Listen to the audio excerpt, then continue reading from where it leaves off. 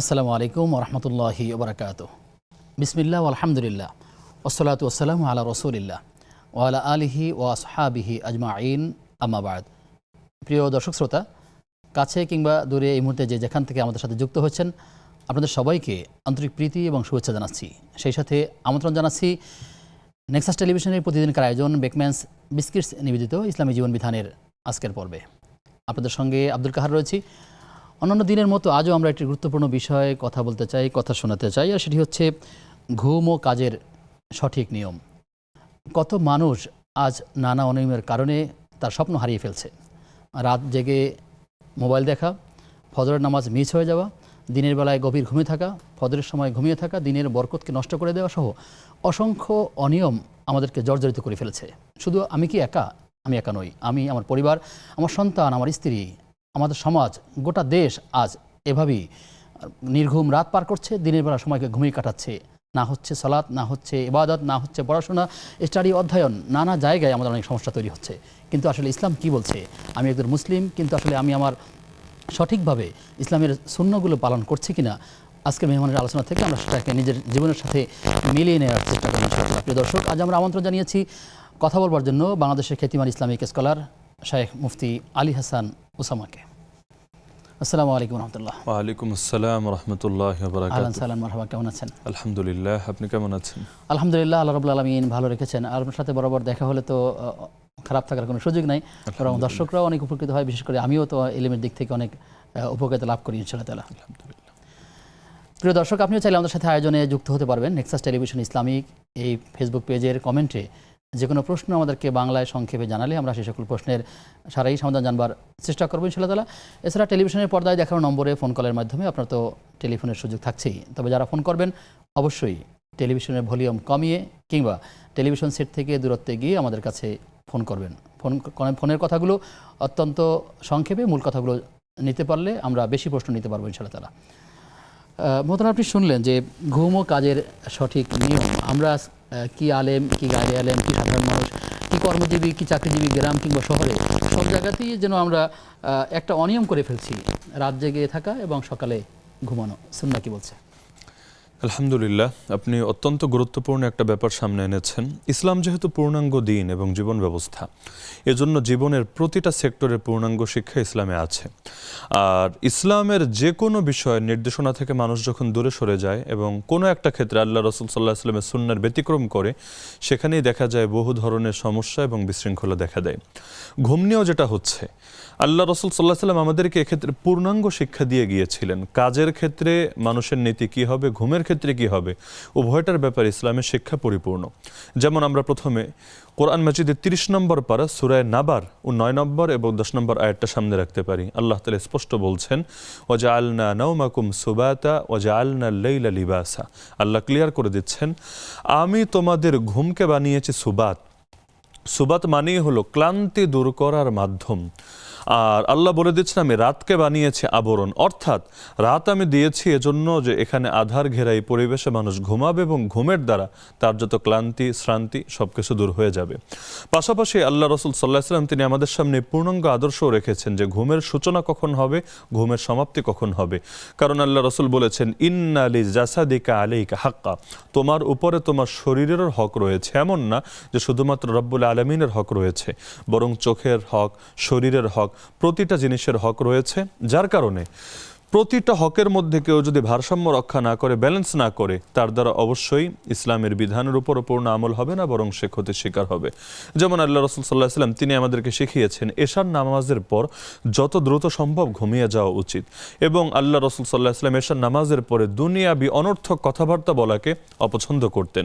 এবং তিনি এটা পছন্দ করতেন যে মানুষ ফজরের সময় না, বরং তার কিছুটা আগে এসে উঠবে এবং শেষ রাতে যখন আল্লাহ তাআলা দুনিয়ার নিকটবর্তী আসমানে এসে বান্দাকে ডাকতে থাকেন, ওই সময় সে আল্লাহর ডাকে সাড়া দিয়ে কিছুটা ইবাদত বন্দেগী করবে, আল্লাহর কাছে দোয়া, মোনাজাত, কান্নাকাটি, রোনাজারি করতে থাকবে। এমনকি আল্লাহ রাসূল জানিয়েছেন যে সর্বোত্তম নামাজ হলো দাউদ আলী ইসলামের নামাজ। তিনি কি করতেন? আল্লাহ রসুল ব্যাখ্যা দিলেন যে তিনি রাতের প্রথম অর্ধেক ঘুমিয়ে নিতেন, এরপর 1/3 তিনি ইবাদত করতেন, আর শেষের 1/6 তিনি আবার বিশ্রাম করে এরপর তিনি তার অন্যান্য ইবাদত বন্দেগীতে রত হতেন। তাহলে এটাকে আল্লাহ রসুল সাল্লাহ সাল্লাম সর্বোত্তম নামাজ বলে আখ্যায়িত করেছেন। এমনকি আমরা দেখি যে ফজরের পর ঘুম, যেটা আমাদের দেশে এখন কমন, রাতে যেহেতু দেরি করে ঘুমায়, তাহলে ফজরের নামাজও অনেকের মিস হয়, আর যারা নামাজ পড়ে তারাও দেখা যায় নামাজের পরপরই আবার ঘুমিয়ে যায়। অথচ সকালবেলার সময় এতটা গুরুত্বপূর্ণ। আল্লাহুম্মা বারিক লি উম্মতি ফি বুকুরিহা, আল্লাহ রাসূল দোয়া করেছেন যে হে আল্লাহ, আমার উম্মতের জন্য আপনি সকালের টাইমে বরকত দিয়ে দেন। এজন্য যারা হাফিজে কোরআন হয় তারাও কিন্তু এই হিফজগুলো সকালবেলা করে। এমনকি যে সাহাবী হাদিসটা বর্ণনা করেছেন তিনি বলেন, আমি একজন ব্যবসায়ী ছিলাম, নবী যেহেতু সকালবেলা নিয়ে দোয়া করেছেন, এই দোয়াটা পাওয়ার জন্য আমি আমার ব্যবসায়িক কার্যক্রম সবসময় সকালবেলা শুরু করতাম। তিনি বলেন, আল্লাহ আমাকে এত বরকত দিয়েছেন যে আমি সব দান সদকা জাকাত দেওয়ার পরে আমার লাভের টাকাই এত হচ্ছিল, আমি এটা রাখবো কোথায়, এটা আমি কুল কিনারা করতে পারছিলাম না। অথচ আমাদের দেশে 10টা-11টার আগে ব্যবসায়িক কার্যক্রমই শুরু হয় না। অথচ আল্লাহ রসুল সাল্লাহ সাল্লাম ঘুমের ক্ষেত্রে যেভাবে আদর্শ শিখিয়েছেন, কাজের ক্ষেত্রেও কিন্তু তিনি নীতি দিয়েছেন। তিনি বলেন সহিহ হাদিস, ইন্নাল্লাহ ইউহিব্বু ইদা আমিলা আহাদুকুম আমালান আইয়ুতকিনা, তোমাদের কেউ যখন কোনো কাজ করবে আল্লাহ এটা ভালোবাসেন সে কাজটা নিখুঁতভাবে, সুন্দরভাবে, এমনভাবে সে সম্পাদন করবে যে সেখানে কোনো খুঁত থাকবে না, কোনো ত্রুটি থাকবে না। তাহলে ইসলাম চায় কাজও মানুষের 100 থেকে 100 হোক, আবার তার ঘুমটাও যথাসময়ে হোক। এবং রাতের বেলা কেউ যদি না ঘুমায়, পরে দিনে সে যত ঘন্টায় ঘুমাক না কেন তার শারীরিক ক্ষতি হবেই হবে। এজন্যই আল্লাহ রাতকে অন্ধকারে চাদর দিয়ে ঢেকে দিয়েছেন, যাতে করে মানুষ এটার উপর যথাযথভাবে সে হক আদায় করে। আমি কিছুদিন আগে চীন সফরে গিয়েছিলাম, সেখানেও দেখেছি যে মুসলমানদের আমল এখন অন্যরা শুরু করেছে আর মুসলমান কাফেরদের পথে চলছে। কিভাবে? চীনে গিয়ে দেখলাম যে তারা ফজরের পরে ওই যে কাজে ছোটা শুরু করেছে, পাগলের মতো দিব্যি ছুটে বেড়াচ্ছে, কেউ যেন কাউকে চেনে না। আর সন্ধ্যা হওয়ার আগে, আসরের পরপরই দেখা যাচ্ছে দোকানপাট বন্ধ হচ্ছে, সন্ধ্যা হতে হতে সব বন্ধ। সন্ধ্যার পরে কিছু খাওয়া দাওয়া, রোজা, আড্ডা এগুলো দিচ্ছে, রাতে আগে আগে ঘুমিয়ে যাচ্ছে, সকালে আগে আগে শুরু করছে। বিনিময় আল্লাহ তাআলা চাইনিজদেরকে দুনিয়ার জীবনে কত বরকত দিয়ে দিয়েছেন। অপরদিকে আমরা মুসলমানরা, আমরা ইসলামী আদর্শ থেকে দূরে সরার কারণে না আখিরাতের লাইনে আগাতে পারছি, না ইসলামের লাইনে, দুনিয়ার লাইনে আগাতে পারছি। যার কারণে দেখবেন জুমায় জায়গা দেওয়া যায় না, মাগরিবের নামাজে জায়গা দেওয়া যায় না, আর ফজরের নামাজে মুসল্লি খুঁজে পাওয়া যায় না। এমনকি কমিটির সদস্যরা পর্যন্ত ঠিকভাবে আসে না। এর চাইতে আফসোসের বিষয় কি হয়? এজন্য আমি মনে করি ইসলামের যে নীতি আছে কাজের ক্ষেত্রে প্লাস ঘুমের ক্ষেত্রে, উভয়টার ভারসাম্য কেউ যদি রক্ষা করে, তবে সে আল্লাহর কাছেও দামি হতে পারবে, দুনিয়ার জীবনেও প্রাচুর্যের অধিকারী হতে পারবে ইনশাআল্লাহ। জি, সুন্দর করে বলবার জন্য আপনাকে ধন্যবাদ। তবে একটি বিষয় লক্ষ্য করছি যে যারা মাহফিল করে থাকেন, সাধারণত বক্তা এবং শ্রোতা উভয়ের কথাই বলছি, আয়োজকেরও কিছু ত্রুটি আছে। কিন্তু দেখা যায় রাত ভর মাহফিল হয়, একেবারে কোথাও কোথাও রাত 12টা, 1টা, 2টা, অনেক দরবারগুলোতে তো সারা রাত্রই চলে, ফজরের আজান পর্যন্ত। এই যে মাহফিলগুলো হয়, ইসলামী হালাকাগুলো হয়, মানুষের তো ফজরের নামাজও কাজা হয়, আপনিও তো মাহফিল করেন, কিভাবে পরিচালনা করেন, সমন্বয় করেন? যারা বক্তা বা আলোচক শ্রেণী সবচেয়ে বেশি কষ্ট, এই উত্তরটি নিব আমাদের দর্শকদেরকে যুক্ত করে এসেন। দর্শক কে কে আমাদের সাথে আছেন পরিচয় দিয়ে কথা বলুন। আসসালামু আলাইকুম। ওয়ালাইকুম আসসালাম ওয়া রাহমাতুল্লাহ। আমার প্রশ্ন হলো, আপনাদের এই অনুষ্ঠানটা আমি 2023 সাল থেকে দেখি। অনেক জাযাকাল্লাহ খাইর। প্রশ্ন, অনেক কিছু শিখছি এটা থেকে। আমার অনেক কিছু জানা ছিল না, অনেক কিছু শিখছি। এবং এখন আমি প্রায় সময় অনেক অনুষ্ঠানে আত্মীয়তার সম্পর্ক নিয়ে কথা শুনি। কিন্তু আমরা আমার ফ্যামিলি থেকে, আমি 2 মিনিট কথা বলি। আমার ফ্যামিলি থেকে আমার সংসার জীবনে আমি একটু গরিব, আমার ভাই বোন সবার থেকে গরিব, এবং আমার শ্বশুরবাড়ির ফ্যামিলি থেকেও তাদেরও আর্থিক অবস্থা ভালো। আমার হাজবেন্ডের সহজ সরল মানুষ, উনি খুব মানুষের সাথে মিথ্যা কথা বলতে পারে না, বিধায় অনেক ভালো প্রতিষ্ঠানে চাকরি করতে পারে না, ওইখান থেকে অন্য চলে আসতে হয়। শুধু মিথ্যে কথা বলতে পারে না, 2 নম্বরই করতে পারে না, ঠিক আছে। কিন্তু আমরা কম টাকা দিয়ে চলি, ভালো আছি। কিন্তু আমার শ্বশুরবাড়ির লোকজন কেউ বিশ্বাস করে না আমার হাজবেন্ড যে কম টাকা ইনকাম করে, এই জন্য তাদের সাথে আমার হাজবেন্ডের সাথে সম্পর্ক অনেকটাই খারাপ। আমার শ্বশুর শাশুড়ি মারা যাওয়ার পর থেকে তারা আমাদেরকে বিশ্বাসই করে না। আমার শাশুড়ি বিশ্বাস করতো, উনি ভালো তালিবান ছিলেন। আর আমার বাবার বাড়ির ফ্যামিলি তারা বিশ্বাস করে, কিন্তু আমাদেরকে অনেক অবহেলা করে। অনেক কিছু থেকে আমরা দুইজন অনেক কিছু অবহেলা পাই। আমার 2টা সন্তান ছিল, একটা সন্তান মারা গেছে 2024 সালে, আর একটা ছিল আছে, তাও সে অসুস্থ। এখন আমার তো কোনো সন্তানও নাই, তা আমি বাধ্য হয়ে তাদের সাথে অনেক কিছুতে মিশতে চাই, কথা বলতে চাই। কিন্তু তাদের যেটুকু পারি, হয়তো আমি টাকা দিয়ে হেল্প করতে পারি না, কিন্তু অন্যান্য দিক দিয়ে হেল্প করি, কিন্তু পরিশেষে অবহেলিত হই। তো এখন আমার ইচ্ছে হয় যে আমি আর তাদের সাথে সম্পর্ক রাখবো না। আমি কালকের দিকে ডিসিশন নিছি যে আমি তাদের সাথে আর কারোর সাথে সম্পর্ক রাখবো না। কিন্তু আবার মনে ভয় আসলো, ফজর নামাজ পড়ো, আল্লাহর কাছে বললাম যে আল্লাহ আমি যে ডিসিশন নিলাম এটা তো আমি জানি গুনাহ হবে, আমি জাহান্নামে যাবো না, পাবো না নবীর সুন্নাহ। কিন্তু এখন আমি কি করব? কিন্তু আমার আর সহ্য হয় না, সবাই জি অবহেলা, বোন, আপনার সত্য বলি কেউ বিশ্বাস করে না। মনে অনেক কষ্ট আছে, দুঃখ আছে, এখানে বিষয়ে কথা বলবেন। আপনি থাকুন আমাদের সাথে। আমাদের সাথে আর কে আছেন? হ্যালো, আসসালামু আলাইকুম। ওয়ালাইকুম আসসালাম ওয়া রাহমাতুল্লাহ। যে আমি দুটা প্রশ্ন। একটা প্রশ্ন হচ্ছে যে আমরা কলেজের যখন আমরা ছোটবেলা করছি বলেন না ইলাহা ইল্লাল্লাহ, এখন আমার বই বিদ্যা পয়সা একটু সুবহানাল্লাহ দিয়ে একটা, এবং বাচ্চাদের পড়াতে যাদের আমরা দেখা দেখি এটা কোনটা সঠিক হবে বেশি জানা। আর একটা প্রশ্ন হচ্ছে আপনার এই যে দৌড়ানো আমাদের সুন্নাত 4 রাকাত, 2 রাকাত পড়া উত্তম না, কোনটা উত্তম? আমরা তো 4 রাকাত একবারে পড়ি, 2 রাকাত পড়াটা উত্তম না 4 রাকাত যেভাবে পড়ি আমরা একবারে, ওটা ঠিক আছে? এটা একটু বললে সুবিধা হতো যে উত্তম করতাম। জি বোন, আপনি থাকুন আমাদের সাথে। আমাদের সাথে আরো একজন দর্শক যুক্ত আছেন। দর্শক কে আছেন? হ্যালো, আসসালামু আলাইকুম। ওয়ালাইকুম আসসালাম ওয়া রাহমাতুল্লাহ। আমি একটা কলেজের অধ্যাপক, আমি ইসলাম ইতিহাস বিষয়ে পড়াশোনা পড়াই। জি ওই হুজুর, আসসালামু আলাইকুম। আমি একজন কলেজের অধ্যাপক, কাজী আমির বলছি। আমি ইতিহাস বিষয়ে পড়াশোনা করাই। জি আমরা শুনতে পাচ্ছি, আপনি বলুন। জি জি, ওই হাজ্জাজ বিন ইউসুফ, জি জি, হাজ্জাজ বিন ইউসুফের ইতিহাস পড়তে গিয়ে দেখি ওনার অনেক অবদান আছে। যেমন আব্দুল মালিকের সময় যখন উনি যে মাওয়ালিদের উপরে যে অযৌক্তিক করার উপর ছিল, ওইটাকে সে উনি রহিত করার ব্যবস্থা করছিলেন, টাকশাল নির্মাণ করছিলেন। তারপরে ওই যে আরবি মুদ্রার সংস্কারের ব্যাপারে ওনার অবদান আছে। কিন্তু আমরা এইভাবে যে যারা ওয়াজ নসিহত করে সেখানে ওনাকে একটু কঠোর ভাবে আলোচনা করাই। এই দুইটার ভিতরে কোনটা গুরুত্ব আমার বেশি দেবো? 1 2 নম্বর হলো ওই যে ইয়াজিদকে তো আমরা নিষ্ঠুর ভাবে দেখি, ইতিহাসে লিখছে নাকি মদ্যপান করতেন, বদমেজাজি, রুক্ষ ইত্যাদি।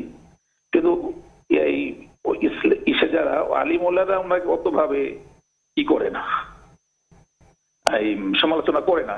এই জিনিসটা আমার একটু জানার ইচ্ছা। প্রিয় দর্শক, আপনি শুনতে পাচ্ছেন, এই আলী মাওলা বলতে আপনি কাকে বোঝাচ্ছেন? যেমন এই যে ওয়াজ নসিহত যেমন করে সেখানে না, আলী রাদিয়াল্লাহু তাআলা আনহুকে মাওলা বলছেন কিনা? না, আলী না, ইয়াজিদ। ওকে জি, আপনি থাকুন আমাদের সাথে, আমরা বিষয়গুলো জানবার চেষ্টা করছি, ইনশাআল্লাহ তাআলা শেখ উত্তর দিবেন। শেখ, যে প্রশ্ন আপনি করে রেখেছিলাম সেই প্রশ্নটি যদি না নেই তাহলে পরে আর নিতে পারবো না, যে মাহফিলের সময় দাঁড়াত করে মাহফিল হয়, কিন্তু আসলে এর পরিবর্তন হওয়া দরকার কিনা? যে আসলে আমাদের দেশে কিছু কালচার প্রাচীন আমল থেকে চলে আসছে, যেগুলো আসলে আল্লাহ রসুলের আদর্শের সঙ্গে যায় না, কিন্তু সংস্কৃতিগুলো একদিনে হয়তো পরিবর্তনও করা যাবে না, কিন্তু অবশ্যই পরিবর্তন করা উচিত। শহরাঞ্চলে এখন মানুষ মাহফিলের চাইতে বেশি সেমিনারমুখী হচ্ছে, এবং ইনডোর সেমিনার দিনে নির্দিষ্ট সময়ের ভেতর হচ্ছে, নির্দিষ্ট টপিকে আলোচনা হচ্ছে, এটাই বেশি কল্যাণকর। মাহফিলের ক্ষেত্রে জটিলতা 2 জায়গায় হচ্ছে। 1 নম্বরে যারা আলোচনা করছেন, বিশেষ করে আমরা যারা আছি, বছরে দেখা যায় কয়েক মাস রাস্তায় রাস্তায় থাকতে হচ্ছে, এজন্য দেখা যায় আলোচক শ্রেণীর প্রায় সকলে অসুস্থ শারীরিকভাবে। কেন? রাতভর ঘুম হয় না, এভাবে জার্নি করতে করতে দেখা যায় শারীরিকভাবে সুস্থ থাকেন না, যেটা ওনাদের ফিউচারের জন্য ক্ষতিকর এবং ওনাদের স্বাস্থ্যের জন্য চরম ক্ষতিকর। আর শ্রোতাদের জন্য বড় একটা ক্ষতিকর দিক হলো, কিছু এলাকায় আপনি বলেছেন সারা রাত মাহফিল হয়। এখানে একটা কল্যাণকর দিক হলো যে সারা রাত থাকার কারণে অন্তত ফজরের নামাজটা অনেকের কাজা হয় না, বরং একসাথে সম্মিলিতভাবে নামাজ পড়ে বাড়িতে ফিরে যায়। কিন্তু অধিকাংশ জায়গায় যেটা হয়, 12টা 1টা 2টার সময় যখন মাহফিল শেষ হয়, এই মানুষগুলো বাসায় গিয়ে ঘুমাতে ঘুমাতে আরো 1-2 ঘন্টা লেগে যায়। অধিকাংশ ক্ষেত্রে তাদের নামাজটা কাজা হয়ে যায়, অথচ ফজরের নামাজ ছিল ফরজ। তো যার কারণে যে এলাকাগুলোতে মাহফিল হবে, আমি মনে করি কমিটি এবং আয়োজকদের শ্রেণীরও সময়ের ব্যাপারে সচেতন হওয়া দরকার, যে সর্বোচ্চ 11টা বা 10:30টার মধ্যে তারা শেষ করে দিতে পারলে এটাই সুন্দর।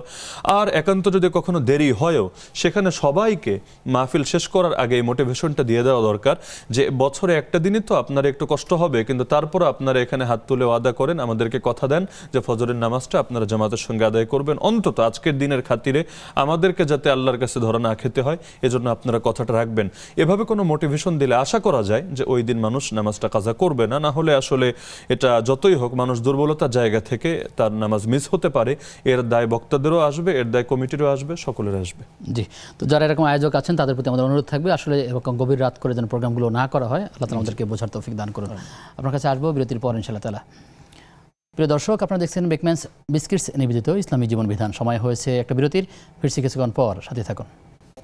প্রিয় দর্শক, আপনারা দেখছেন ইসলামী জীবন বিধান। আপনাদের সঙ্গে আব্দুল কাহার রয়েছে, আমার সঙ্গে অতিথি রয়েছেন শেখ আলী হাসান উসামা। মোহতারাম আমাদেরকে যে বোন প্রশ্ন করলেন, প্রথমে তিনি বললেন যে তার বাবার বাড়ি এবং তার শ্বশুর বাড়ি দুই পক্ষের লোকজনই তাদেরকে একটু অবহেলার চোখে দেখেন এবং তাদের কথাগুলো অনেক বিশ্বাস করতে চাচ্ছেন না। এই যে নিয়ে তার অনেক মনে কষ্ট আছে। এটা দূর করার জন্য তিনি অনেক সময় রাগ করে বলতে চাচ্ছেন যে তার ফ্যামিলির সাথেই যোগাযোগ করবেন না, অভিভাবক গার্ডিয়ানের সাথে। এক্ষেত্রে আসলে তার এই যে প্রান্তিকতা চলে যাওয়া কিংবা গার্ডিয়ানদের সাপোর্ট না পাওয়া, কি করতে পারেন তিনি? আসলে দুঃখজনক একটা বাস্তবতা হলো, বাংলাদেশে অধিকাংশ পরিবারের ভেতরেই দেখা যায় পারিবারিক মনোমালিন্য এবং আত্মীয় স্বজনের সঙ্গে বিভিন্ন ধরনের অসদাচার। এটা খুবই কমন। বিশেষ করে আত্মীয়তা সম্পর্ক রক্ষার ব্যাপারটা তো ইসলামে অত্যন্ত গুরুত্বপূর্ণ একটা ইবাদত, এবং যেখানে আল্লাহ নিজে বলেন আর রাহিমু মিনার রহমান মান ওয়াসালাহা ওয়াসালতুহু ওয়া মান কাতাহা বাতাতুহু, যে আত্মীয়তার সম্পর্ক ডাইরেক্ট রহমানের পক্ষ থেকে এসেছে, এটা কোনো মানুষ বানিয়ে দেয় নাই। সুতরাং যে আত্মীয়তার বন্ধন রক্ষা করবে আমি আল্লাহ তার সঙ্গে সম্পর্ক রক্ষা করব, আর যে আত্মীয়তার বন্ধন ছিন্ন করবে আমি আল্লাহ তার সঙ্গে বন্ধন ছিন্ন করব। এমনকি আল্লাহ রাসূল সাল্লাল্লাহু আলাইহি ওয়াসাল্লাম জানিয়েছেন আত্মীয়তার বন্ধন রক্ষা করলে আয়ু পর্যন্ত বেড়ে যায়, মানুষের হায়াতে পর্যন্ত বরকত চলে আসে। এমনকি আল্লাহ রাসূল ক্লিয়ার করে দিয়েছেন যে আত্মীয়তার সম্পর্ক রক্ষাকারী কাকে বলে। তিনি বলেন লাইসাল ওয়াসিলু বিল মুকাফি, যে ব্যক্তি সমান সমান করে তাকে আত্মীয়তা সম্পর্ক রক্ষাকারী বলা হয় না। এরপর নবীজি ব্যাখ্যা দিয়ে বলছেন সমান সমান মানে কি, অর্থাৎ যে আমার সাথে ভালো আমিও তার সাথে ভালো, আর যে আমার সাথে ভালো না আমিও তার সাথে ভালো না। নবীজি বলেন এরকম যদি মানসিকতার কেউ হয় সে আত্মীয়তা সম্পর্ক রক্ষাকারী না। তাহলে আত্মীয়তা সম্পর্ক রক্ষাকারীকে আল্লাহ রাসূল ক্লিয়ার করে দিচ্ছেন যে তোমার সাথে সম্পর্ক জুড়ে রাখে তুমি তার সাথেও সম্পর্ক জুড়ে রাখো, আর যে তোমার সাথে ছিন্ন করে তুমি তার সাথেও ছিন্ন করো না, বরং তার সাথেও সদ্ভাব বজায় রাখো। এজন্য আল্লাহ রাসূল নীতিমালা শিখিয়েছেন যে ব্যক্তি তোমার উপর জুলুম করে তুমি তাকে মাফ করে দাও, যে তোমার উপর অসদাচার করে তুমি তার সাথে উত্তম ব্যবহার করো। এমনকি আল্লাহ রাসূল সাল্লাল্লাহু আলাইহি ওয়াসাল্লাম তিনি আমাদের সামনে এমন এক বাস্তবতা রেখেছেন যে কোরআনের এই আয়াতগুলো তিনি পড়ে পড়ে মানুষকে শুনিয়েছেন যে বাবা মা যদি কাফেরও হয়, যেন তেন কাফের না, তারা কুফর করার জন্য যদি চাপ প্রয়োগ করে তবুও সম্পর্ক ছিন্ন করা যাবে না। ওয়াসাহিবহুমা ফিদ দুনিয়া মারুফা, দুনিয়ার জীবনে তাদের সাথে উত্তম আচরণ করতে হবে। আর তাদের শিরিকের ব্যাপারে তাদের আনুগত্য করা যাবে না, কিন্তু তাদের হক যেটা তাদের প্রাপ্য এটা তাদেরকে ঠিকভাবে দিতে হবে। এজন্য সেই বোনের কষ্ট আমরা দোয়া করি আল্লাহ তাআলা তার কষ্ট দূর করুন, কিন্তু আমরা কোনোভাবেই তাকে এই পরামর্শ দেব না জাতীয়তা সম্পর্ক তিনি ছিন্ন করবেন। বরং আমরা এটাই বলবো আপনি ধৈর্য ধারণ করেন, ইন্নাল্লাহা মা'আস সাবিরিন, যারা সবর করে তাদের সাথে আল্লাহ থাকে। আর দুনিয়াতে যাকে এরকম তিক্ততা পাড়ি দিতে হয় না, কিয়ামতের দিনে সে যে মর্যাদা পাবে আর আপনি এক মর্যাদা পাবেন না, বরং আপনি প্রতিটা সবরের বিনিময়ে আল্লাহর কাছে এমন মর্যাদা পাবেন আপনি তখন আর আফসোস করবেন কেন আরো জুলুম হলো না, আরো কষ্ট হলো না। কারণ নেক আমল করে আপনি যতটুকু আগাতে পারবেন এর চাইতে হাজার গুণ বেশি আগাতে পারবেন এই সবরের মাধ্যমে। সুতরাং আমরা সেই বোনকে সবরের নসিহত করব। হায়াতের জীবন আর কয়দিন, সুতরাং যেই কয়দিন আল্লাহ আপনাকে বাঁচিয়ে রাখেন আপনি সবরের সঙ্গে চলেন। আর আল্লাহ চাইলে আজকে তারা খারাপ ব্যবহার করছে, দুদিন পর ভালো তো করতে পারে, আপনি একটা উত্তম উদাহরণ হয়ে থাকবেন ইনশাআল্লাহ। ইনশাআল্লাহ তাআলা। আমাদেরকে প্রশ্ন করেছেন বোন, তিনি বললেন যে জোহরের 4 রাকাত সুন্নতের কথা বলছেন, এটি তিনি এক বৈঠকে মানে অর্থাৎ 4 রাকাত একত্রেই পড়বেন নাকি 2 রাকাত করে ভেঙে 2 পাঠ করে পড়বেন? জোহরের আগের যে সুন্নতটা অর্থাৎ যেটা আমরা জোহরের ফরজের আগে আদায় করি এটা 4 রাকাত একসঙ্গে তিনি আদায় করবেন, আর পরের যেটা সেটা তিনি 2 রাকাত আদায় করবেন। একান্ত কোনোদিন যদি এমন হয় যে তার সময় একেবারেই শর্ট এবং তিনি হাতে খুব বেশি সময় পাচ্ছেন না, সেই ক্ষেত্রে আগেরটা তিনি যদি 2 রাকাতও আদায় করে ফেলেন হয়ে যাবে, তার এখানে পাপ হবে না, হয়ে যাবে। কিন্তু এটা নিয়মিত অভ্যাস বানানো উচিত না, বরং আগের সুন্নাত 4 রাকাত করেই পড়বেন আর পরের সুন্নাত 2 রাকাত আদায় করবেন। জি, শুকরিয়া আপনাকে।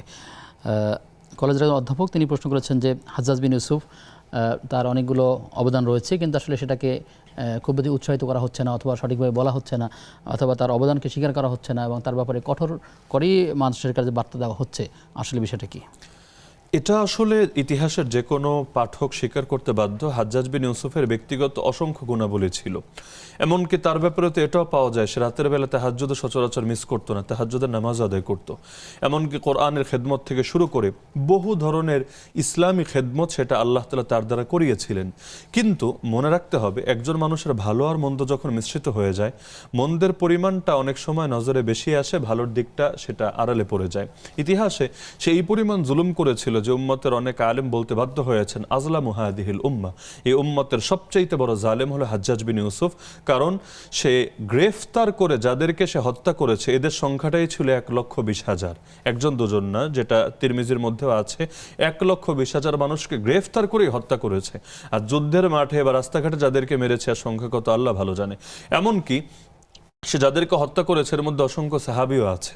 এমনকি অনেক ইতিহাসবিদদের মতে বিখ্যাত সাহাবী আব্দুল্লাহ বিন ওমর রাদিয়াল্লাহু আনহুমাকেও সে পরিকল্পিতভাবে তার বাহিনীর লোকদেরকে দ্বারা হত্যা করিয়েছে, যার কারণে অসংখ্য সাহাবীরা তার বিরুদ্ধে খেপা ছিল। এমনকি সে যখন মারা যায়, হাসান বসরি রাহমাতুল্লাহ আলাইহি আল্লাহর কাছে শুকরিয়া আদায় করেছিলেন, তিনি সেজদায় লুটিয়ে পড়েছিলেন খুশি হয়ে, কারণ এই পরিমাণ জুলুম সে করেছিল। এই জুলুমগুলোর পেছনে মূল কারণটা কি ছিল? মূল কারণটাও তার বক্তব্যে এসেছে, যেটা আবু দাউদের মধ্যে আছে। সে মনে করত যে তার প্রতিটা কমান্ড ফলো করা বা তার প্রতি আনুগত্য করা এতটা নিরঙ্কুশ হতে হবে, এখানে কেউ যদি পান থেকে চুন খসা পর্যন্ত এতটুকু ব্যতিক্রম করে তাহলে তাকে হত্যা করা তার জন্য বৈধ হবে। সে স্পষ্ট বলতো, আমি যদি মানুষকে মসজিদের উত্তর গেট দিয়ে বের হতে বলি আর তারা দক্ষিণ গেট দিয়ে বের হয়, তাহলে তাদেরকে হত্যা করা আমার জন্য বৈধ। এমনকি সে বলতো, আমি যদি শাসক হিসাবে এক গোষ্ঠীর বদৌলতে ভুলবশত আরেক গোষ্ঠীকে হত্যা করে ফেলি, তবুও আমি আল্লাহর কাছে এর জন্য দায়বদ্ধ থাকবো না, আল্লাহ আমাকে এর জন্য ধরবে না। এজন্য সে যাদেরকে গ্রেফতার করে হত্যা করিয়েছে সবাইকে সে আগে জিজ্ঞেস করতো, তুই স্বীকার কর তুই কাফের হয়ে গিয়েছিলি আমার আদেশ অমান্য করার কারণে বা আমাদের বিরুদ্ধে বিদ্রোহ করার কারণে। কেউ যদি মেনে নিত, হ্যাঁ আমি এই কাজ করার দ্বারা বেঈমান হয়েছিলাম, কাফের হয়েছিলাম, সে হুজুর ডাকিয়ে তওবা করে ছেড়ে দিত। আর যদি বলতো না, তোর বিরুদ্ধে বিদ্রোহ করা এটা আমাদের কোনো ভুল ছিল না, বরং আল্লাহর নবী যেটা বলেছেন যে জালেম বাদশার নিকট হক কথা বলা সর্বশ্রেষ্ঠ জিহাদ, এটা আমাদের ইমানি দায়িত্ব ছিল, তাহলে সে এতটা ক্ষেপে যেত তাদেরকে আর কোনোভাবে ছাড় দিত না, জানে মেরে ফেলতো। হাজ্জাজ বিন ইউসুফের অধিকাংশ জুলুমটা ছিল এ কারণে, সে ওই বনু উমাইয়া শাসনামলকে এতটা মজবুত করতে চেয়েছে, এর জন্য মানুষ মারাকে সে একটা ইবাদত মনে করতো, নেক আমল মনে করতো। বাকি কথা শুনবো, দর্শককে যুক্ত করে আসে। প্রিয় দর্শক কে আছেন আমাদের সাথে?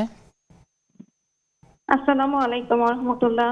ওয়ালাইকুম আসসালাম ওয়া রাহমাতুল্লাহ। নীলা বলছিলাম পাবনা থেকে। জীবন জি, আমার দুইটা কোশ্চেন আছে। ফার্স্ট কোশ্চেন হচ্ছে, বাবা যদি মাকে মানে কাবিনের দেনমোহরের টাকা থেকে অ্যাসেট কিনে দেয়, মানে কোনো জমি কিনে দেয়, যদি মায়ের সন্তান 4টা থাকে, মা যদি ওই জমি থেকে, ওটা তো মায়ের জিনিস হলো, মা যদি ওই জমি থেকে কোনো সন্তানকে একটু বেশি দেয়, তাহলে কি মায়ের গুনাহ হবে নাকি এটা দেওয়ার নিয়ম আছে? দেনমোহরের টাকা থেকে। আর সেকেন্ড কোশ্চেন হচ্ছে, হুজুর ধরেন আমার কাছে যদি কোনো সামান্য ব্যালেন্স থাকে, আমার আত্মীয় স্বজনেরই কেউ একজন চাচ্ছে, তো সে যতবার চেয়েছে আমি ততবার দিয়েছি, কিন্তু সে আমার ঋণ শোধ করে নাই, এখন সে একটু বিপদেই পড়তে চাচ্ছে, আমি যেটা চাইছে আমি সামান্য দিয়েছি, তারপর সে আরো বেশি চাচ্ছে, আমি যদি না দেই তাহলে কি আমার গুনাহ হবে কিনা? আমি কিন্তু জানি যে সে বিপদে পড়ছে, কিন্তু আমার দেয়াটা সম্ভব না, পসিবল হচ্ছে না, কারণ সে দেয় না, এই জন্য আমি দিতে চাচ্ছি না। তো এটা না দেয়া, বিপদে পড়ছে জেনেও যে আমি দিচ্ছি না, এটা আমার গুনাহ হবে কিনা? জি বোন, আপনি থাকুন আমাদের সাথে, আমরা জানার চেষ্টা করব। আমাদের সাথে আর কে আছেন? আসসালামু আলাইকুম ওয়া রাহমাতুল্লাহ। ওয়ালাইকুম আসসালাম ওয়া রাহমাতুল্লাহ। আমার তিনটি প্রশ্ন ছিল। জি। যখন নামাজে দাঁড়াবো, নিয়ত করলাম মনে মনে, তারপরে আল্লাহু আকবার বলে হাত পেতে ইনিয়াজ্জাহাতু ওটা পড়ি, সানাও পড়ি, তারপরে ফাতিহা সূরা পড়ি, অন্য সূরা মিলাই, এতে কি আমার নামাজটা ঠিক আছে? জি ঠিক আছে বোন, আপনি থাকুন আমাদের সাথে। আমাদের সাথে আর কে আছেন? হ্যালো, আসসালামু আলাইকুম হুজুর। ওয়ালাইকুম আসসালাম ওয়া রাহমাতুল্লাহ। হ্যালো, আসসালামু আলাইকুম। ওয়ালাইকুম আসসালাম। আমরা প্রশ্ন জানতে চাই আপনার থেকে। আমার দুটো প্রশ্ন আছে হুজুর। জি।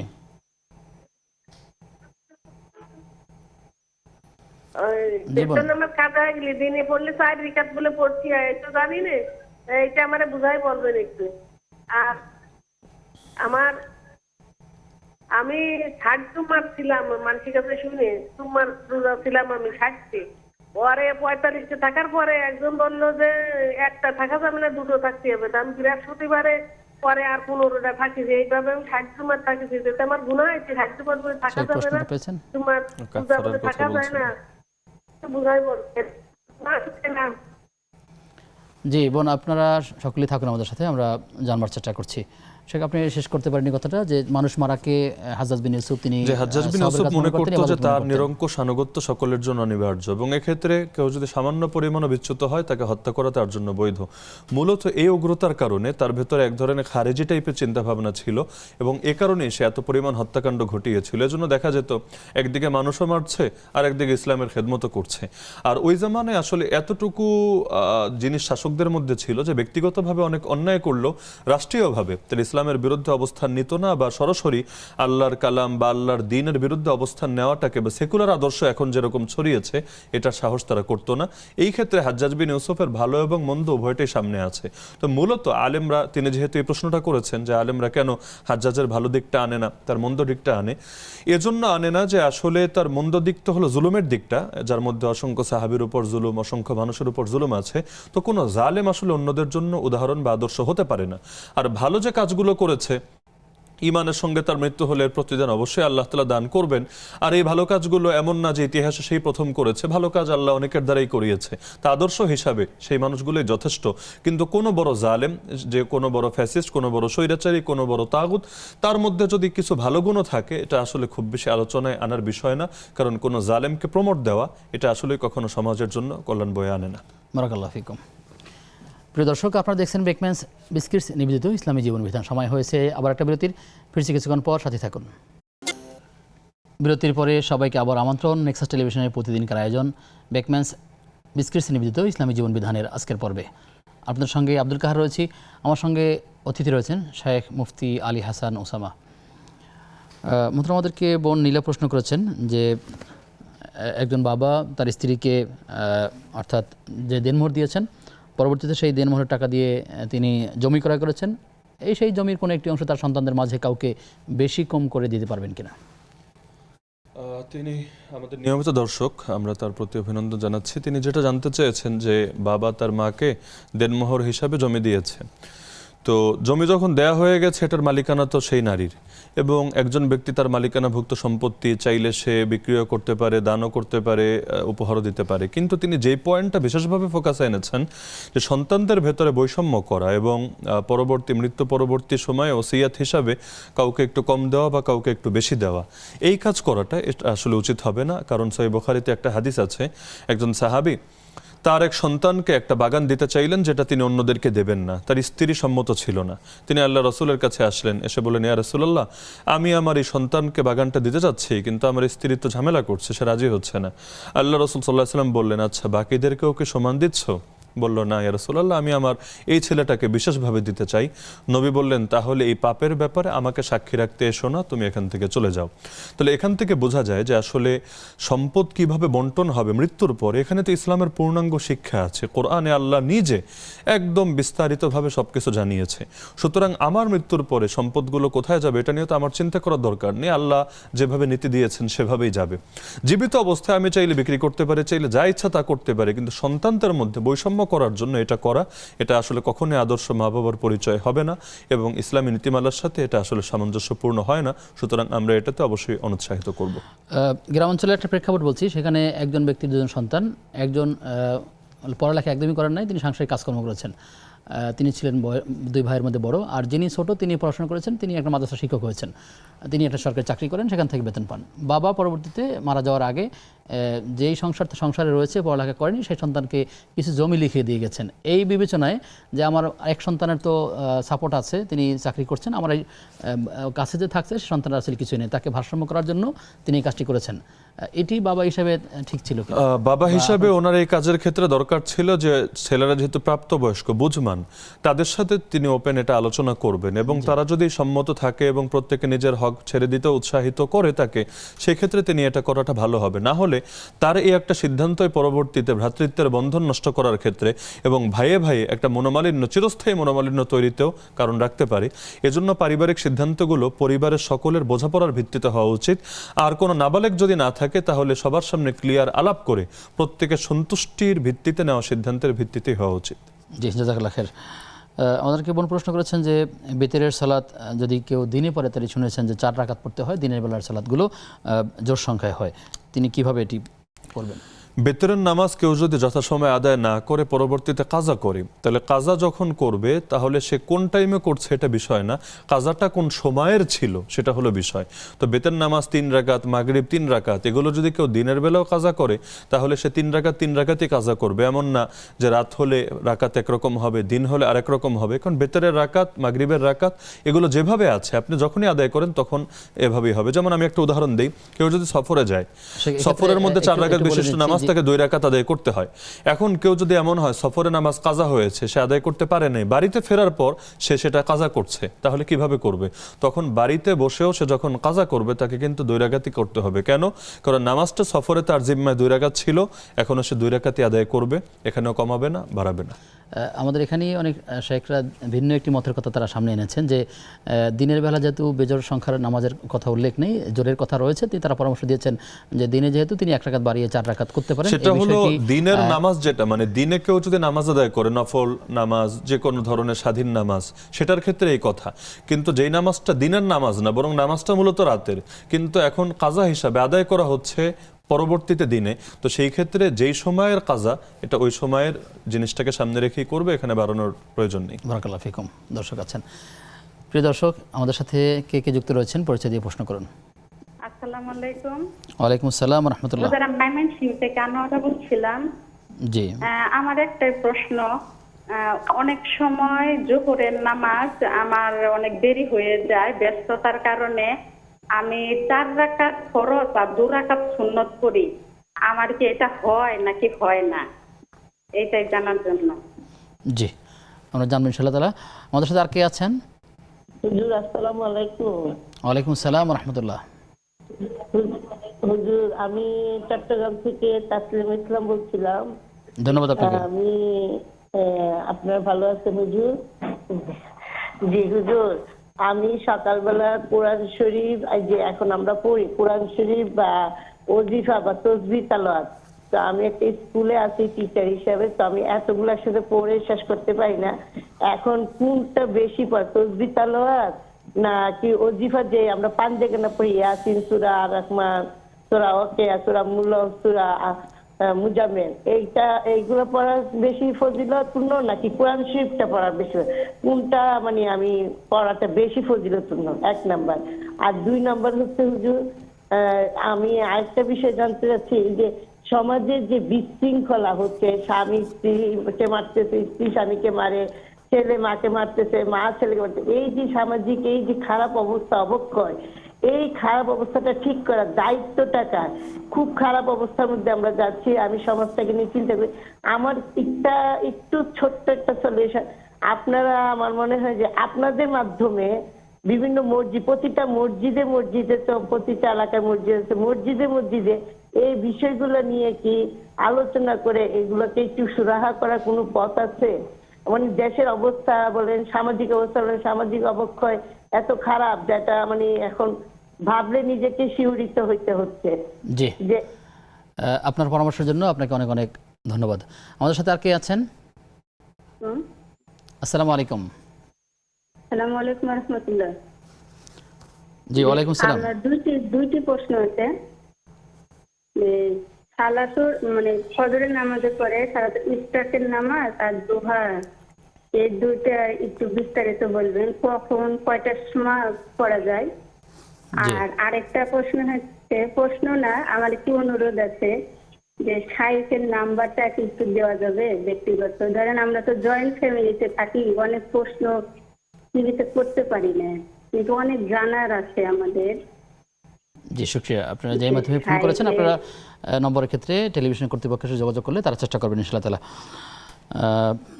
শেখ, আমাদের কাছে বেশ কিছু প্রশ্ন রয়েছে, আমরা যদি একে একে প্রশ্নগুলোর দিকে যাই। আমাদের এক বোন অফলাইনে তিনি প্রশ্ন করেছিলেন যে তিনি চাকরি করেন, তিনি লাঞ্চ টাইমের সময়ে সালাত আদায় করতে চান, কিন্তু সেই সময়টি হচ্ছে 12টা 30, এই সময় তিনি জোহরের সালাত আদায় করতে পারেন কিনা? জি, আমাদের দেশে তো এখন সহজ হয়েছে, চিরস্থায়ী ক্যালেন্ডারগুলো পাওয়া যায়, সারা বছরে বিভিন্ন অ্যাপেও এখন পাওয়া যায় যে উক্ত শুরু হয় ঠিক কখন থেকে। তো সাধারণভাবে 12:30টায় বেশিরভাগ সময় বছরে উক্ত হয়ে যায়, আরও আগেই হয়, 12টার আগেই হয়ে যায়। তো সেই হিসাবে উনি জাস্ট একটু এনশিওর করে নেবেন কোনো একটা অ্যাপ দেখে বা কোনো একটা ক্যালেন্ডার দেখে যে উক্ত হয়েছে কিনা। যদি উক্ত হয় তিনি সুন্দরভাবে নামাজ পড়তে পারেন, আজানের অপেক্ষা করতে হবে এটা কোনো জরুরি না। অথবা আমাদের দেশে যে কমন আছে 1:15 বা 1:30টায় নামাজ হয়, না 12টা ওইটা 5 পর্যন্ত 15 এভাবে এটা কোনো 12টা 3 সমস্যার কিছু নাই। তো অক্ত যেহেতু হয়ে যায় তিনি নামাজ পড়তে পারেন, সমস্যার কিছু নেই। জি, শুক্রিয়া। আমাদেরকে বোন প্রশ্ন করলেন যে তার অনেক ব্যস্ততা আছে, তিনি এই ব্যস্ততার কারণে জোহরের সালাত ফরজ 4 রাকাত এবং 2 রাকাত সুন্নাহ আদায় করে থাকেন। প্রথম 4 রাকাত তিনি অনেক সময় এড়িয়ে যাচ্ছেন সময়ের অভাবে, এভাবে করলে তার কোনো গুনাহ হবে কিনা? সুন্নতে মুআক্কাদা সেটাকেই বলা হয় যেটা আল্লাহ রাসূল সাল্লাল্লাহু আলাইহি সাল্লাম অধিকাংশ সময়ই করতেন, কখনো হয়তো বিশেষ কোনো কারণে ছাড়তেন। তো সুন্নতে মুআক্কাদা যেগুলো, এগুলো নিয়মিতভাবে ছাড়া এবং এটাকে অভ্যাসে পরিণত করা, এটা আসলে নবী প্রেমের আলামত হবে না এবং এটা আসলে কোনো মুসলিমের জন্যই কাম্য হবে না। কখনো যদি বেশি তাড়া থাকে, মানুষের সব দিন সমান যায় না, বেশি ব্যস্ততার চাপ থাকে, তখন এমন হতে পারে যে তিনি হয়তো এটা মিস করে ফেললেন। কিন্তু নিয়মিতভাবে জোহরের 4 রাকাত তিনি শুরুর 4 রাকাত একদম কন্টিনিউভাবে ছেড়ে দেওয়া, আমরা এটাতে অনুৎসাহিত করব। কোনো দিন যদি বেশি কাজ থাকে তাহলে সেই ক্ষেত্রে আপনি এটা বাদ দিতে পারেন, কিন্তু আমরা পরামর্শ দেব নিয়মিত আদায় করেন, ইনশাআল্লাহর বরকত আপনি আপনার জীবনে পাবেন। বারাকাল্লাহু ফিকুম। চট্টগ্রাম থেকে একজন প্রশ্ন করেছেন যে তিনি কোরআন তেলাওয়াত করেন সকালবেলা বা সন্ধ্যায়, সারাদিনের মধ্যে, তার মধ্যে আবার অজিফা আছে। অজিফা বলতে অনেক ক্ষেত্রে অনেক বইয়ে অনেকগুলো সূরার কথা উল্লেখ আছে, এই সূরাগুলো পড়তে হয়, এর মাসনুন দোয়াগুলো আছে, কিন্তু আসলে তিনি যতটা সময় পান তাতে সবগুলো পড়ে শেষ করতে পারছেন না। তার জন্য কি করবেন তিনি? যে আমরা পরামর্শ দেব সকাল এবং সন্ধ্যায় আল্লাহ রাসূল সাল্লাল্লাহু আলাইহি ওয়াসাল্লাম থেকে বর্ণিত কিছু আমল আছে, যার মধ্যে কিছু আয়াতও আছে, যেমন আয়াতুল কুরসি ইত্যাদি, এবং কোরআন মাজিদের শেষ 3টা সূরা কুল হুয়াল্লাহু আহাদ, কুল আযু বিরাব্বিল ফালাক, কুল আযু বিরাব্বিন নাস। তো এগুলো তিনি পাঠ করলে এটা তার ওজিফাও হবে, আবার কোরআন তেলাওয়াতও হবে। পাশাপাশি কিছু হেফাজতের দোয়া আল্লাহ রাসূল সকালে পড়তেন, সন্ধ্যায় পড়তেন, এটা 1 নম্বরে তার করা দরকার। এখানে প্রায় 26টার মতো দোয়া পাওয়া যায়, তিনি যদি সব নাও করেন, মোটামুটি 15-20টাও করেন, তাহলে সব মিলিয়ে তার খুব বেশি সময় লাগবে না, হয়তো 10-12 মিনিট লাগবে সর্বোচ্চ। আর এরপর তিনি অবশ্যই কোরআন তেলাওয়াতকে প্রাধান্য দিবেন, কারণ নফল যে কোনো জিকির আজকারের চাইতে কোরআন তেলাওয়াত অবশ্যই বেশি দামি। তো আমরা মাসনুন দোয়াটা এজন্য বললাম যে এর সাথে হেফাজতের একটা সম্পর্ক আছে, হিংসুকের হিংসা, নজরদানকারীর নজর, তারপর জিন শয়তানের ক্ষতি। তো এজন্য একজন মানুষের হেফাজতের ব্যাপারে যত্নবান হওয়া দরকার। এই কারণে মাসনুন দোয়া পড়ার পরে যতটুকু সময় পান তিনি অবশ্যই কোরআন তেলাওয়াতকে প্রাধান্য দিবেন, এটা তার সবকিছুর বিকল্প হবে এবং উত্তম বিকল্প হবে ইনশাআল্লাহ। ইনশাআল্লাহ তাআলা। আমাদেরকে একজন পরামর্শ দিয়েছেন যে সমাজে নানা রকম বিশৃঙ্খলা চলছে, কখনো কখনো পরিবারে, কখনো কখনো সমাজে, গোটা দেশেরই অনেকটা একই অবস্থা। মসজিদগুলোতে আসলে আপনারা যে বক্তব্যগুলো দিয়ে থাকেন সেখানে এই ধরনের বিষয় থাকে কিনা, না থাকলে আসলে কি পরামর্শ দিবেন? সামাজিক সমস্যাগুলো নিয়ে আমাদের দেশে আলোচনা হয়, আলহামদুলিল্লাহ, মসজিদের মেম্বারে হয়, মাহফিলের মঞ্চেও হয়, আরও হওয়া দরকার। কারণ আল্লাহ বলেন ওয়াযাক্কির ফাইন্না যিকরা তানফাউল মুমিনিন, আপনি উপদেশ দেন, নিঃসন্দেহে উপদেশ মুমিনদের কল্যাণে আসে। তাহলে আলোচনা যত বাড়বে অবশ্যই জনসচেতনতাও বাড়বে, মানুষের ভেতরে উৎসাহ আসবে। তবে মনে রাখতে হবে, যতদিন পর্যন্ত রাষ্ট্রযন্ত্রে ইসলাম প্রবেশ না করবে এবং রাষ্ট্রীয়ভাবে ইসলামী বিধিবিধান পালন এবং নবীর আদর্শ প্রচার প্রসারের উদ্যোগ না নেওয়া হবে, শুধুমাত্র দায়ীদের দাওয়াত বা আলেমদের ওয়াজ নসিহতের মাধ্যমেই শতভাগ পরিবর্তন আসবে না, আসা সম্ভব না। এজন্য ইসলামের জন্য একদিকে পাওয়ারও লাগে আর আরেকদিকে তার মুখের কথাও লাগে। আল্লাহ তাআলা দুটোর মধ্যে সমন্বয় শিখিয়েছেন। এজন্য রাসূল বলেন, তোমাদের মধ্যে কেউ যখন অন্যায় দেখবে সে যাতে হাত দিয়ে প্রতিরোধ করে, না পারলে মুখ দিয়ে প্রতিবাদ করে, তাও না পারলে অন্তর দ্বারা সে যাতে প্ল্যান পরিকল্পনা করতে থাকে। এজন্য আমরা মনে করি যে যখন আলেমরা এবং দায়ীরা ব্যাপকভাবে দাওয়াতের হক আদায় করবে এবং রাষ্ট্র এক্ষেত্রে তাদেরকে সহযোগিতা করবে এবং তার যতটুকু করণীয় সে পালন করবে, অবশ্যই সমাজের মধ্যে এবং সমাজের এই বিশৃঙ্খলা রোধে এটা ব্যাপক ভূমিকা রাখবে ইনশাআল্লাহ। ইনশাআল্লাহ তাআলা। আরও কিছু প্রশ্ন আছে, আমরা জানবো বিরতির পর ইনশাআল্লাহ তাআলা। প্রিয় দর্শক, আপনারা দেখছেন বেকম্যানস বিস্কিটস নিবেদিত ইসলামী জীবন বিধান। সময় হয়েছে সর্বশেষ বিরতির, ফিরছি কিছুক্ষণ পর, সাথে থাকুন। বিরতির পরে সবাইকে আবারও আমন্ত্রণ নেক্সাস টেলিভিশনের প্রতিদিনকার আয়োজন বেকম্যানস বিস্কিটস নিবেদিত ইসলামী জীবন বিধানের আজকের পর্বে। আপনাদের সঙ্গে আমি আব্দুল কাহার রয়েছি, আমার সঙ্গে অতিথি রয়েছেন শেখ মুফতি আলী হাসান উসামা। মোহতারাম, আমাদেরকে একজন অধ্যাপক প্রশ্ন করেছিলেন যে অনেক ক্ষেত্রেই আমরা শুনি যে ইয়াজিদের অনেক কার্যক্রম সম্পর্কে নিষ্ঠুর বদমেজাজি ছিলেন, নানার বিষয় ছিল, কিন্তু তার অনেক পজিটিভ দিকও কেউ কেউ আলোচনা করে থাকেন, কিন্তু তার কর্মগুলো সেভাবে সামনে নিয়ে আসেন না, যেটি হাজ্জাজ বিন ইউসুফের বেলা করা হয়ে থাকে। তো তিনি আসলে জানতে চান মূল ব্যাপারটা কি আসলে? মূল ব্যাপার হলো আসলে ইয়াজিদ নিয়ে আলোচনা করতে গিয়েও আমাদের দেশে বেশ প্রান্তিকতা লক্ষ্য করা যায়। বাস্তবতা হলো ওই হাজ্জাজের মতো ইয়াজিদের মধ্যেও 2-4টা ভালো গুণ ছিল না একেবারে তা না, কিন্তু তার জুলুমগুলো এই পর্যায়ে গিয়েছিল। আমরা তো আসলে ইয়াজিদকে চিনি অধিকাংশ মানুষ কারবালাকে কেন্দ্র করে, কিন্তু তার জুলুম শুধু কারবালায় সীমাবদ্ধ ছিল না, বরঞ্চ মদিনার মধ্যে সেই হাররার ইতিহাসকেও যদি পড়ে, হাররার ঐতিহাসিক যুদ্ধ, সেখানে এমন ভয়ঙ্কর সে আক্রমণ চালিয়েছে এবং তার বাহিনী এমন নির্মমতা নৃশংসতা দেখিয়েছে, 3 দিন পর্যন্ত মসজিদে নববীতে পর্যন্ত কোনো জামাতে নামাজ হয় নাই, কোনো আজান ইকামত দেওয়ার পর্যন্ত কারো সাহস হয় নাই। বড় দুঃখজনক অধ্যায়। এছাড়াও তার জীবনে আরো অনেক কলঙ্ক জড়িয়ে আছে। তো ইয়াজিদের ব্যক্তিগত কিছু ভালো গুণ থাকলেও এটাকে এমনভাবে প্রমোট দেওয়া উচিত না যেটাকে কেন্দ্র করে তার এত জুলুম এবং তার ব্যক্তিগত অসংখ্য পাপাচার এগুলো হারিয়ে যাবে। এমনকি ইয়াজিদ নিজেও এখনকার রাজনীতিবিদদের মতো নিজের ইমেজকে রক্ষা করার জন্য সে কিছু চাল চেলেছিল। যেমন হাসান এবং হুসাইন রাদিয়াল্লাহু আনহুমার এক ভাই ছিল মুহাম্মদ ইবনুল হানাফিয়া, তাকে একবার সে আমন্ত্রণ জানিয়ে নিয়ে গেল, এবং মুহাম্মদ ইবনুল হানাফিয়া ছিলেন একটু বুজুর্গ টাইপের মানুষ, সাদাসিধা মানুষ, সরল মনের অধিকারী। তো যারা সরল মনের হয় তারা আসলে অন্যদেরও অনেক সময় অত গভীরে না গিয়ে বাহ্যিক আচরণ দেখে তাদের ব্যাপারে মূল্যায়ন করে বসে। তো মোহাম্মদ ইবনুল হানাফিয়াকে সে নিয়ে গেল কারবালার ঘটনার পরে, যখন গোটা মুসলিম বিশ্বে সবাই তাকে ধিক্কার দিচ্ছে, তার প্রতি ঘৃণা জানাচ্ছে। সে মোহাম্মদ ইবনুল হানাফিয়াকে নিয়ে তার সামনে এত বিনয়ী সাজলো, একদম তার সামনে হাঁটু গেড়ে বসে এবং বিভিন্ন মাসালা মাসাইল জিজ্ঞেস করে, নামাজের সময়ও ঠিকঠাকভাবে নামাজ আদায় করে, কোনো মদ খায় না, কোনো পাপাচার করে না, এক কথায় নিজেকে সম্পূর্ণ একটা দরবেশের মতো হাজির করলো। মোহাম্মদ ইবনুল হানাফিয়া তিনি ফিরে এসে মদিনাবাসীকে বললেন, তোমরা কার বিরুদ্ধে এত রাগান্বিত? আমি তো তাকে অনেক ভালো মানুষ হিসেবে দেখে এসেছি। কিন্তু তারাও নিজেদের সিদ্ধান্ত থেকে ফিরে আসলো না, কারণ তারা বুঝতে পেরেছিল এটা হাজ্জাজের একটা ইয়াজিদের একটা রাজনৈতিক চাল ছিল। তো যার কারণে ইয়াজিদের ইতিহাস যারা লিখেছে এরাও অনেকে এই ফাঁদের মধ্যে পড়ে গিয়েছে। তার কিছু ভালো দিক কেমনভাবে হাইলাইট করেছে, এর আড়ালে তার যে একটা কালো চেহারা ছিল এটা অনেকে খেয়াল করতে পারে না এবং আলোচনার ক্ষেত্রেও ভারসাম্য করতে পারে না। আমরা আল্লাহর কাছে এটা দোয়া করি, আল্লাহ তাআলা ইয়াজিদকে তার উপযুক্ত প্রাপ্য বুঝিয়ে দিন। আমিন আমিন আমিন। আমাদেরকে এক বোন প্রশ্ন করেছেন যে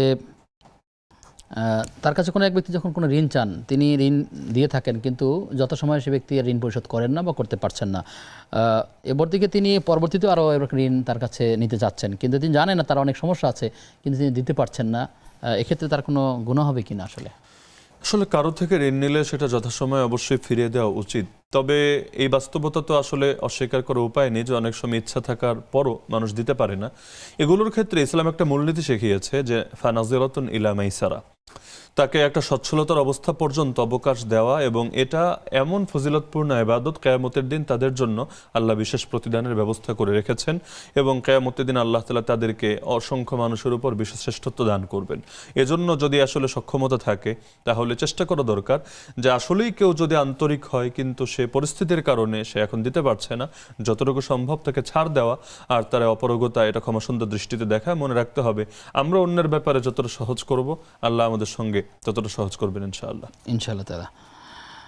আমাদেরকে বোন প্রশ্ন করেছেন যে সালাতুদ দুহা এবং সালাতুল ইশরাক এটা কত রাকাত, কখন পড়তে হয়, কিভাবে পড়তে হয়? ইশরাক বলতে মূলত যখন কিছুটা আলো হয় এবং যেই সময় সূর্য যখন উদিত হয় তখন তো নামাজ পড়া নিষিদ্ধ থাকে, ওই নিষিদ্ধের সময়টা শেষ হওয়ার পরেই ইশরাকের সালাত আদায় করা যায়। চাইলে 2 রাকাতকে আদায় করতে পারে, চাইলে 4 রাকাতও পড়তে পারে। আর দুহার নামাজ যেটাকে আমরা চাশতার নামাজ হিসেবেও চিনি, এর সম্পর্ক মৌলিকভাবে আসলে কেউ যদি সূর্য ওঠার পরেও যে কোনো টাইমে আদায় করে নামাজ হয়ে যাবে, কিন্তু যখন কিছুটা আলো হয় এবং কিছুটা তাপ বাড়ে দ্বিপ্রহরের আগে, অর্থাৎ যখন সূর্যটা ঠিক মাঝ বরাবর আসে মাথা বরাবর, এর আগে সেটা 10টাই হোক, 9:30টাই হোক, 11:30টাই হোক, এক কথায় দ্বিপ্রহরের আগে যে কোনো টাইমে সে আদায় করতে পারে। 2 রাকাত করে আদায় করবে, আর তার যতটুকু সম্ভব সে আদায় করতে পারে। কেউ চাইলে 12 রাকাত আদায় করতে পারে, বাকি 2 করে সে আদায় করবে, এটাই তার জন্য উত্তম হবে ইনশাআল্লাহ। এভাবে চাশতার নামাজ। জি শুকরিয়া। অনলাইনে প্রশ্ন করেছেন আমাদেরকে, ফেসবুকের একটা আইডি রয়েছে ব্যর্থ জীবন, এখান থেকে তিনি জানতে চাচ্ছেন যে বাবার পছন্দের পাত্রী যদি ছেলের পছন্দ না হয়, ছেলে যদি সেই পাত্রীকে বিয়ে করতে না চায়, আর বাবাও অপরদিকে অনার যে পাত্রী তিনি পছন্দ করেছেন সেই পাত্রীকে বিবাহ করতে হবে, এক্ষেত্রে আসলে ছেলের করণীয়টাকে মনে রাখা দরকার আসলে বিয়ে যার সিদ্ধান্তটাও মূলত নিতে হবে তার। এজন্য ইসলাম বিয়ের ক্ষেত্রে পাত্রী দেখতে উৎসাহিত করেছে, কিন্তু এটা ছেলের বাবাকে না, বরং ছেলেকে। এমনকি যতদিন পর্যন্ত বিয়ে হচ্ছে না ততদিন পর্যন্ত ওই বাবার জন্য ছেলের মানে উদ্দেশ্যে অন্য পাত্রী দেখে বেড়ানো, এটাও তার জন্য ইসলামের দৃষ্টিতে মোটেও সুন্দর বিষয় না। তবে কোনো বাবা যদি যে কোনোভাবে, তার আত্মীয়তা সূত্রে হোক বা যে কোনোভাবে কোনো পাত্রীকে যদি স্থির করে রাখে, আর এই ছেলে এই ক্ষেত্রে বিষয়টা এরকম যে বাবার কথা না মানলে সম্পর্ক নষ্ট হওয়ার একটা আশঙ্কা দেখা দেয়, যদিও বাবার জন্য এটা উচিত ছিল না, তারপরও বাবা যদি এরকম অনুরতা দেখায়, তাহলে ছেলের চিন্তা করা দরকার যে আসলেই যদি যৌক্তিক অথবা শরঈ বড় কোনো সমস্যা সেই নারীর ভেতর না থাকে, বরঞ্চ তার সাথে মোটামুটি সংসার করা যায়, তাহলে সেই ক্ষেত্রে এটাকে কেন্দ্র করে বাবার সাথে সম্পর্ক ছিন্ন করা উচিত হবে না। হ্যাঁ, যদি আসলে এখানে যৌক্তিক কোনো ব্যাপার থাকে তাহলে অবশ্যই তিনি বাবাকে বোঝাবেন, নিজে না পারলে তাহলে অন্য কোনো মুরব্বীর মাধ্যমে, অন্য কোনো আলেমের শরণাপন্ন হয়ে পারিবারিক বিষয়গুলো আসলে যতটা না ফতোয়া দিয়ে সমাধান হয়, তার চাইতে বেশি পারস্পরিক আলাপ আলোচনা এবং বোঝাপড়ার দ্বারাই সমাধান করে নিতে হয়।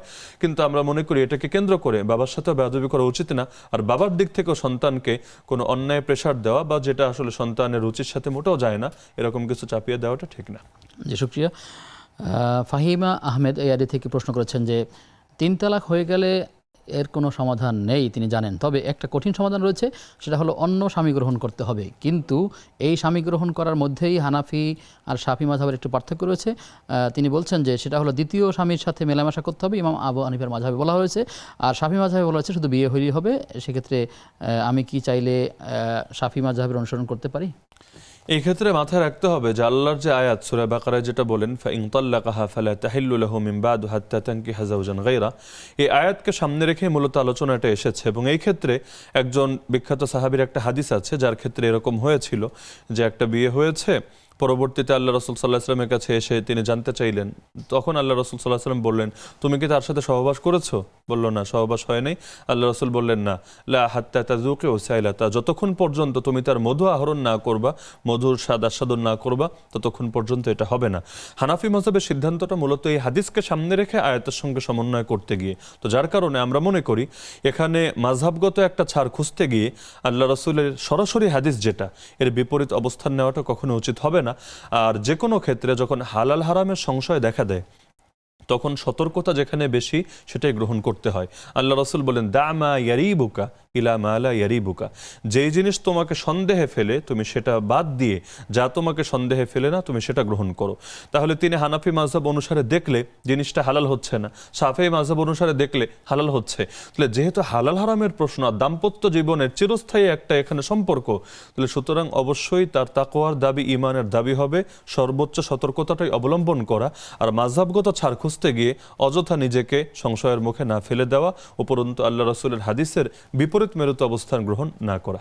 জি, সেখানে আমরা শেষ করতে হবে। আমরা যে বিষয়ে কথা বলছিলাম, ঘুম ও কাজের সঠিক নিয়ম, আপনি সর্বশেষ বিষয়ে একটু দৃষ্টি আকর্ষণ করছি যে আপনি বলবেন যে একজন মুসলিম হিসেবে কিভাবে জীবনযাপন তার করা উচিত এবং সফল মানুষের জীবনীগুলো কেমন ছিল।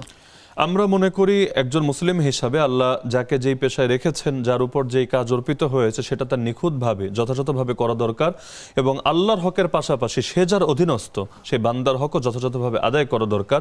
পাশাপাশি ক্ষুদ্র জীবনে শুধু পার্থিব চিন্তায় নিজেকে সীমাবদ্ধ না করে আমাদের কাজের মধ্যে প্রতিটা কাজের পেছনে যাতে আখিরাতের নিয়াত থাকে, এটাকেও সামনে রাখা দরকার। আর ঘুমের ক্ষেত্রে আল্লাহ রাসূলের সুন্নাহ যেটা, এটা অনুসরণ করা দরকার। দিনের বেলা সামান্য সময় দুপুরে বিশ্রাম করা, আর রাতের বেলা দ্রুত ঘুমিয়ে যাওয়া, শেষ রাতে কিছু সময় ইবাদত করা, আর ফজরের পর ভুলেও না ঘুমানো, এটাই একজন মুসলমানের জন্য আদর্শ এবং স্বাস্থ্যের জন্য কল্যাণকর। আল্লাহ তাআলা আমাদেরকে বোঝার তৌফিক দান করুন। আমিন। আপনাকে আবার ধন্যবাদ জানিয়ে আপনার থেকে বিদায় নিচ্ছি। ধন্যবাদ আপনাকে এবং আন্তরিক কৃতজ্ঞতা নেক্সাস টেলিভিশনের জন্য। বারাকাল্লাহু ফিকুম। প্রিয় দর্শক, এতক্ষণ আপনারা দেখছিলেন নেক্সাস টেলিভিশনের প্রতিদিনকার আয়োজন বেকম্যানস বিস্কিটস নিবেদিত ইসলামী জীবন বিধান। আমরা যতগুলো বিষয়ে কথা শুনেছি, কথা বলেছি, আল্লাহর কাছে দোয়া করি আল্লাহ তাআলা আমাদেরকে যা করণীয় আছে তা যেন করতে পারি, যে বিষয়গুলো বর্জন করার আছে তা যেন বর্জন করতে পারি। বিশেষ করে গভীর রাত জেগে না থাকে, বরং সুন্নাহ মোতাবেক রাত জেগে এবং সকালবেলা যেন আমরা কর্মে লিপ্ত থাকতে পারি। আল্লাহ আমাদেরকে সে তৌফিক দান করুন। আজ এ পর্যন্তই। আগামী অনুষ্ঠান দেখবার আমন্ত্রণ জানিয়ে আজকের মতো বিদায় নিচ্ছি। আল্লাহ তাআলা আমাদের সবাইকে ভালো রাখুন, সুস্থ রাখুন। আসসালামু আলাইকুম ওয়া রাহমাতুল্লাহি ওয়া বারাকাতুহু।